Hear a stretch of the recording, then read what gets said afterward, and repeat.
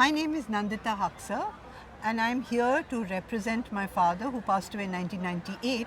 His name was Parmeshwar Narayan Haksar. In 1971, he was the secretary to the Prime Minister Indira Gandhi. He was actually a diplomat by profession, and Mrs. Gandhi had asked him to be in the Prime Minister's Secretariat. This was 71, and I do remember that the first people who were escaping from Bangladesh coming to our house, and they were people who were later in the Bangladesh government. These people were actually, they had come to my father to lobby for Bangladesh. I remember the name of Tajuddin, I remember the name of Muidul Hasan, I remember various names, and they were there. I don't think the Bangladeshi needed to persuade him too much. And in his position, I think he conveyed it to the Prime Minister, and I think Prime Minister didn't need too much persuasion. And I think it was an atmosphere in which I think all Indians felt this tremendous solidarity with Bengali nationalism. My father has a sort of background of socialist, secular kind of background, and I think he just saw this movement for Bangladesh as a national liberation struggle, as a continuation of the colonial era, where borders were made during colonial times, and it was a kind of, it was in that framework. And unfortunately, you know, people sort of, including Indians, some people sort of blame him or blame those who supported Bangladesh that we were celebrating against the breakup of Pakistan. As a daughter and in the family, I don't remember ever doing that. And it was not a communal issue. It was not an anti-Pakistan issue. And it was a celebration, as I again said, of national liberation struggle of Bengali people, asserting a Bengali culture, Bengali language. And we are all familiar. I mean, in my house, my mother was particularly fond of Bengali novels that she'd read in Hindi. So for her also, it was a kind of, you know, it was a struggle of people of an oppressed nationality asserting it. And a nationality which was very well developed, a language which was very well developed. So, in fact, now that we are sitting here, and this is the place where actually the surrender took place and the Pakistan army surrendered to the Indian, I remember this was not the day we were celebrating. In our house, there were 2 days which were really momentous and which have stayed with me all these years. One day was when Mujibur Rahman was still in Pakistan, and my father was on the phone, and I remember him holding this black phone which was came scrambled messages, and he was tense because we weren't sure whether Mujib would be actually put in the plane by the Pakistanis or he would be killed. And as a child, I was sitting there looking, and the house was totally silent, and there was this tremendous tension. It was tangible tension. And then he was saying, what has happened? Have they put him in? What has happened? And then they said, they've put him on the plane. And there's still this silence, because even if they put him on the plane, we didn't know what would happen. And then he's boarded the plane and the plane is taken off. And then Papa turned around and told us that he's out. And there was this celebration. And then I think, if I remember correctly, he was sent to London because the Pakistanis didn't want to send him to India. So he then went to London, and we were following the journey, and then we were suddenly told that, at that time I was a student, that he's coming to Palam Airport, which is what the international airport was called. So all these students, we were 17, 16, all of us rushed to the airport. And I remember a friend of mine who met me just before I came here, I said, what is your memory? And she said, this very large man arrived. And he wasn't large. It's just his personality that, you know, larger than life, as we say. So it was that celebration, and this is Delhi. I mean, I like to say that it was India, it wasn't Bengal, it was in Delhi that we were, you know, had this sense of celebration. That is one memory. And then when this surrender took place, actually, it was not a day in which we were celebrating. We were happy there for Bangladesh. But it wasn't something that we celebrated in our house.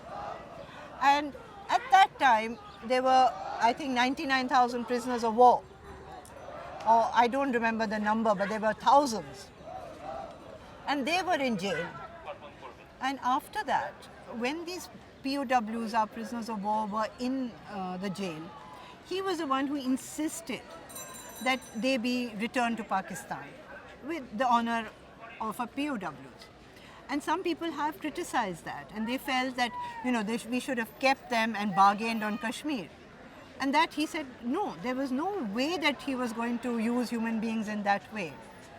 And I remember his bringing these transcripts or the poems written by Pakistani soldiers, really sort of thinking about this whole India, Bangladesh, Pakistan, and feeling sad. There was an overwhelming sadness in the poems, and my father gave it to me. He was not the type of person who would give lectures. It was teaching through this. That here it was. So this was really, this was one moment. The other moment that I remember throughout, in fact that was before, was the time when the planes were going over Dhaka University. And I think that day changed something very much in me, because my father brought the transcripts of the exchanges between the Pakistani pilots. And you see, I'd read about the horrors of Bangladesh, but they're just too horrible for a 16, 17-year-old to understand. But when it came to Dhaka University, and I was a student, that really shook me. And they were very cold-bloodedly saying that, we are reaching Dhaka University, now drop the bombs, and it was something which even now I sort of get goose pimples thinking about. And that also he handed over. So this was a way which I think P.N. Haksar was bringing up his daughter to understand these aspects. Now, I'd just like to explain the kind of atmosphere in the family, like what happened. Two things I just want to say, how he involved. I was older, but he involved my younger sister, and she was, I think, barely 10 or maybe 11 and very young. I mean, we were all much more naive in those days. And she was always interested in theatre. So she put up Pyramus and Thisbe in our house, and they called about 100 people and they had tickets. So she could feel she had raised money for the refugees. So that was her little contribution. And it was taken seriously, he wasn't condescending, and she did the play and she acted in it, and it was in the back of our house, which is now actually the Prime Minister's house, 9 Racecourse Road. So that was one. And my mother, and now I look back and think it's quite an extraordinary moment, because she's the wife of the topmost bureaucrat. But Amma went in a truck, and this was before the liberation, before the December, and a Calcutta Youth Choir had come. And we went around Connaught Place collecting money from ordinary people. And my mother would get down from the truck with a sari palla and be collecting money. So would I be doing it, and others from Calcutta Youth Choir. And they'd say, what is the money for? We didn't have to explain. We just said Bangladesh, and people just gave money. And this is in Delhi, in Connaught Place. And while I was doing this, I remember in Connaught Place, one beggar came. And he said, you didn't ask me for money. So I just looked a bit ashamed, and I didn't think that one could ask. And he took out money from his bowl and he gave it. So at the end, and the whole day we were singing in different parts of Delhi with very poor people. And we came back and we were counting the money. It was in 10 paisa, 25 paisa, 50 paisa, 1 rupee, maybe 5 rupees, 10 rupee may have been the biggest amounts. And at the end of it, it was 5,000 rupees. So this solidarity, I think, is a real reflection of what Indian people felt for the Bangladeshis. When I got the invitation from Bangladesh High Commission, actually they said, would you like to come? We are honoring your father. I was, I was in Goa and I was not applying my mind, and I said, well, I'm in Goa, I'm not sure if I can come. And suddenly, when I thought of it, and I said, 40 years later, they're honoring my father, they're remembering this. This is something I should not miss. So I rang back and said, no, of course I'm coming. I think he would have been very moved. And he would have really said this, that it is a very special country. And it has come out of a very special struggle. I mean, every country comes out of a struggle and special, but there were special circumstances in a so-called post-colonial era. And I think he would have been very moved that it's 40 years later. Because in a way, I was, the Bangladesh High Commission's letter was that we apologize for remembering after 40 years. But I think it's made it even more special.